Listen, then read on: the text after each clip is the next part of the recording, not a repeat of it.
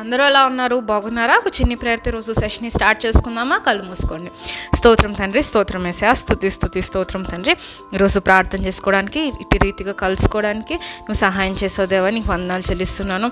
ఈ సెషన్లో మేము చక్కటి విషయాలు నేర్చుకోవడానికి సహాయం చేసి మా అందరినీ బలపరిచి నడిపించమని నజరేయుడైన యేసు నామమున అడివేడుకొంచున్నాను తండ్రి, ఆమెన్.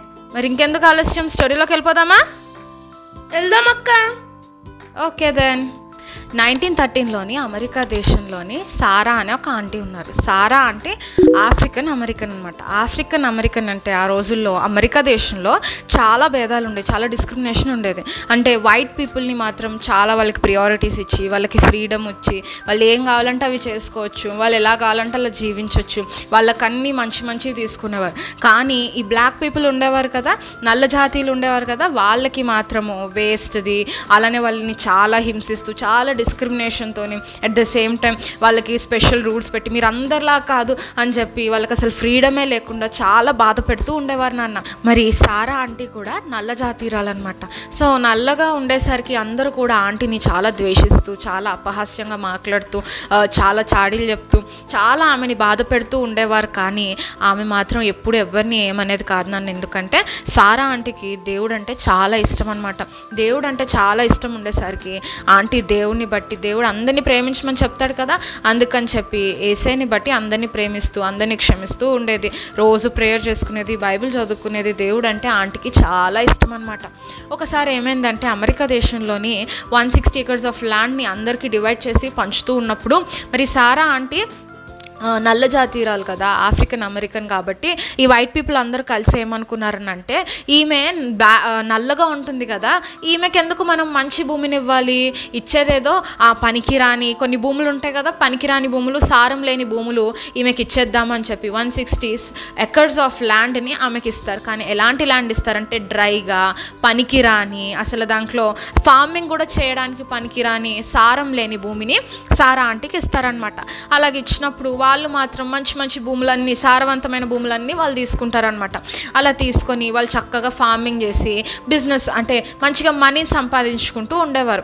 సారా ఆంటీ మాత్రము డబ్బులు సంపాదిద్దాము అని అంటే మరి ఈ భూమి ఏమో పనికిరాంది వాళ్ళు ఇచ్చారు. ఎంత దాన్ని ఫర్టైల్ చేద్దామని ఆంటీ ట్రై చేసినా కానీ ఏమీ పనికి రాకుండా పోయింది. అయితే వాళ్ళందరూ కూడా, ఆ వైట్ పీపుల్ అందరూ కూడా ఆంటీని చూసి చాలా అపహాస్యంగా, అబ్బా మంచి పని అయింది, నువ్వు బ్లాక్గా ఉన్నావు కదా, అందుకే నీకు ఇట్లాంటి పనికిరాని భూమి వచ్చింది, మాకు చూడు మేము ఎంత హ్యాపీగా ఉన్నామో, అయినా ఆమె నల్లగా ఉంది కాబట్టి ఖచ్చితంగా ఆమెకు అట్లాంటిదే రావాలి అని చెప్పి చాలా ద్వేషంతో ఆమెని నాన్న మాటలు అంటూ ఉండేవారు నాన్న.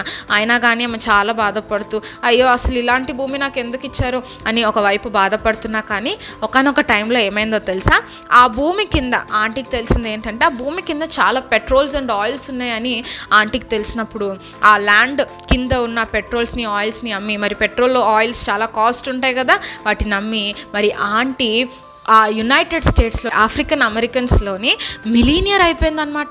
ఇదంతా చూసిన వైట్ పీపుల్ తట్టుకోలేకపోయినా, తన చుట్టుపక్కల ఉన్న కమ్యూనిటీ వాళ్ళందరూ కూడా, ఈమెకు ఒక పనికిరాని భూమిని ఇస్తే, మేము మంచి భూమి తీసుకుంటే మంచిగా మేము ఫార్మింగ్ చేసి డబ్బులు సంపాదిస్తున్నామని మేము అనుకున్నాం, కానీ పనికిరానిది ఇచ్చాం కదా, తనేం సంపాదిస్తుందని అనుకుంటే ఆ పనికిరాని భూమి కింద అంత కాస్ట్లీయెస్ట్ పెట్రోల్స్, ఆయిల్స్ ఉన్నాయి, వాటిని నమ్మి ఇప్పుడు తను మిలీనియర్ అయిపోయింది అని చెప్పి చాలా బాధపడ్డారు నాన్న. నిజమే కదా, ఆంటీని వాళ్ళు ఎంతగానో ద్వేషించారు. కానీ దేవుడు సారా ఆంటీ పక్షాన్ని ఉన్నాడు కాబట్టి ఆ పనికిరాని భూమిని ఆంటీకి ఇచ్చినా కానీ ఆమెని బ్లెస్సింగ్గా, మరి ఆ భూమినే వాడుకొని ఆంటీని బ్లెస్సింగ్గా దేవుడు నిలబెట్టాడు కదా. వాళ్ళు కీడు చేద్దామని అనుకున్నారు ద్వేషంతో, కానీ దేవుడు దాన్ని ఎలా మార్చాడు, మేలుకే మార్చాడు. కానీ ఈరోజు వాక్యంలో కూడా చూసుకుంటే యాకోబు అంకుల్కి 2 వైఫ్స్ ఉన్నారనమాట. మొదటి వైఫ్ పేరేమో లేయా, రెండో వైఫ్ పేరేమో రేచల్.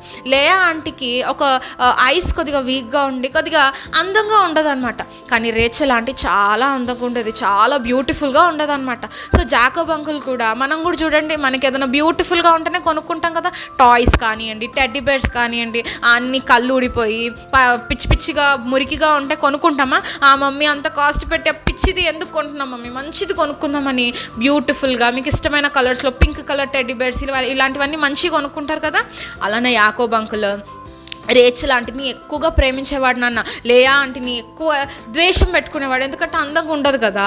సో రేచల్ ఆంటీ అందంగా ఉండేసరికి చాలా ఎక్కువ ప్రేమించేవాడు, కానీ లేయా ఆంటీని ఎక్కువ ద్వేషం పెట్టుకునేవాడు అనమాట.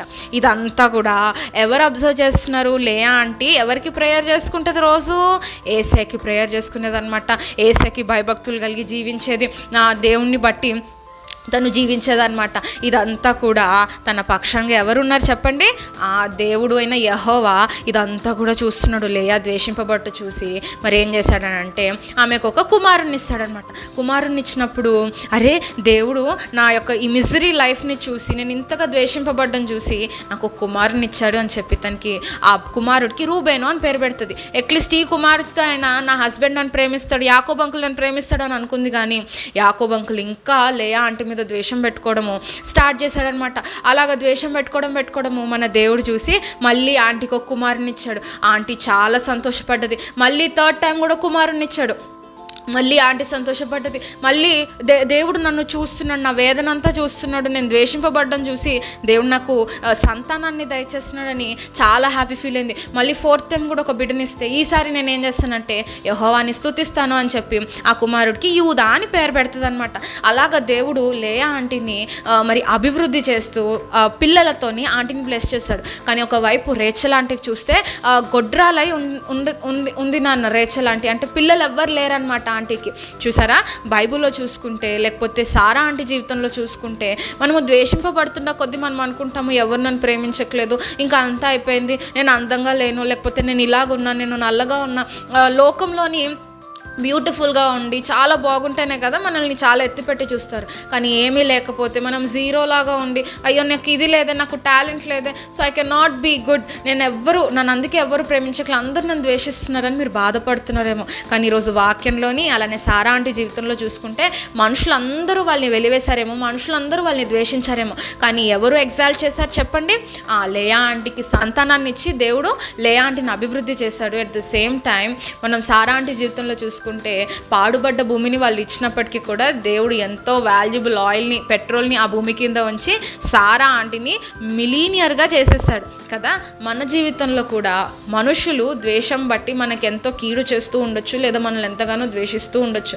కానీ దేవుడిని బట్టి మీరు మౌనంగా ఉండి వాళ్ళని ప్రేమిస్తున్నారని అన్న దేవుడు మీకు ఎప్పుడు మేలే చేస్తాడు. ఈరోజు మీరు అనుకొని ఉండొచ్చిన స్నేహితులను ఇంతగా ద్వేషిస్తున్నారు, దేవుని వాక్యం తెలియజేస్తుంది కదా అలా ద్వేషించకూడదు, వాళ్ళని ప్రేమించాలి, క్షమించాలని. నేను అదే చేస్తున్నా కదా, ఏమవుతుంది అలా ఒకవేళ అలా చేస్తానంటే, ఒకవేళ మీరు దేవుణ్ణి బట్టి వాళ్ళని ప్రేమించి క్షమించినట్టయితే లేయా ఆంటీ జీవితంలో దేవుడు ఆమెను ఎట్టి రీతిగా అయితే అభివృద్ధి చేశాడో, సారా ఆంటీ జీవితంలో పాడుబడ్డ భూమి అయినప్పటికీ కూడా ఆ భూమినే వాడుకొని ఆమెను ఎట్టి రీతిగా అయితే బ్లెస్సింగ్గా మార్చాడో, ఈరోజు మీరు కూడా దేవుని బట్టి ప్రేమిస్తే మనల్ని కూడా అలానే బ్లెస్సింగ్గా దేవుడు మారుస్తాడు. మరి ప్రేయర్ చేసుకుందామా?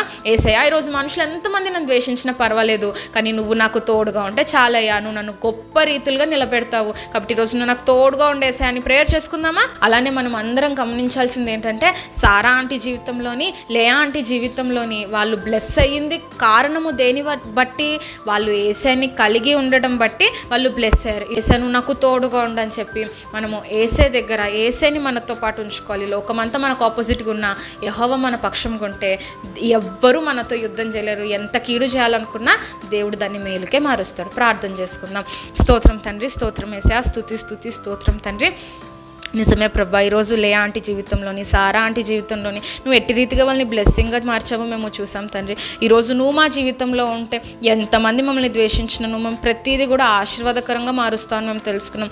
ఈరోజు మాకు తోడుగా ఉండండి, ప్రతి ఒక్కరిని కూడా నువ్వు చూస్తున్న దేవుడవయ్యా. ఎవరెవరైతే ద్వేషింపబడుతున్నారో వాళ్ళందరినీ చూడండి, నువ్వు మా పక్షాన్ని ఉండండి, మాకు తోడుగా ఉండండి, నువ్వు మమ్మల్ని బ్లెస్సింగ్గా నిలబెడతావు తండ్రి. ఈరోజు మనుషులందరూ ద్వేషిస్తున్నారని మేబీ మేము బాధపడుతున్నామేమో, కానీ నువ్వు మా పక్షాన్ని నుండి మనుషులందరూ మాకు విరుద్ధంగా ఉన్నా దేవా, నువ్వు మాకు తోడుగా ఉంటే నువ్వు మమ్మల్ని గొప్ప రీతులుగా నిలబెట్టగలిగి సామర్థ్యము గల దేవుడవు తండ్రి. ఈరోజు మేము అది తెలుసుకున్నాం. కూడి వచ్చిన ప్రతి ఒక్క బిడ్డను జ్ఞాపకం చేసుకోండి అయ్యా. మరి తండ్రి వాళ్ళకు కూడా మంచి ఆరోగ్యం దయచేయండి, వాళ్ళు ప్రతి ఒక్కరిని కూడా బ్లెస్ చేసి బలపరిచి నడిపించమని నజరేయుడైన యేసు నామమున అడివేడుకొంచున్నాను తండ్రి, ఆమెన్. మరి మెమరీ వర్డ్స్ నేర్చుకుందామా? కీర్తనలు 113:8 ఆయన నేల నుండి దైత్యులను లేవనెత్తువాడు, పెంటకొప్ప నుండి బీదలను పైకెత్తువాడు. కీర్తనలు 113:8. ఈ మెమరీ వర్డ్ని బాగా నేర్చుకోండి. నెక్స్ట్ వీక్ కలుసుకుందాం. బాయ్.